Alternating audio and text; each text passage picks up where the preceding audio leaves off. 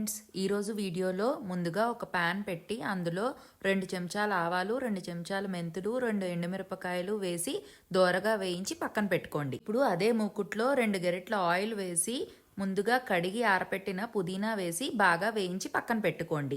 అదే మూకుట్లో 1 చెంచాడు ఆయిల్ వేసి కొద్దిగా చింతపండు రసం తీసి ఉడికించుకుని అందులో సరిపడా ఉప్పు, పసుపు వేసి 5 నిమిషాల పాటు ఉడికించండి. ముందుగా వేయించి పెట్టుకున్న మెంతులు, ఆవాలు, ఎండుమిరపకాయలు మిక్సీలో ఫైన్ పౌడర్ చేసుకుని అదే మిక్సీ జార్లో చల్లారిన పుదీనాను కూడా కోర్స్గా బ్లెండ్ చేసుకోండి. ఇప్పుడు అన్నీ కలిపి ఉడికించుకున్న చింతపండు రసంలో వేసి మరో 5 నిమిషాల పాటు ఉడికించండి. ఇప్పుడు మరో ప్యాన్ పెట్టుకుని అందులో కప్పుడు ఆయిల్ వేసుకుని అందులో కొద్దిగా ఆవాలు వేసి చిటపట్లాడిచ్చిన తర్వాత స్టవ్ ఆఫ్ చేసుకుని ఇంగువ, ఒక కప్పుడు ఎర్రకారం, 4 చెంచాల మెంతులు, ఆవాలు పొడి వేసి బాగా కలుపుకుని పచ్చట్లో కలిపేసేయండి. అంతే, ఎంతో రుచికరమైన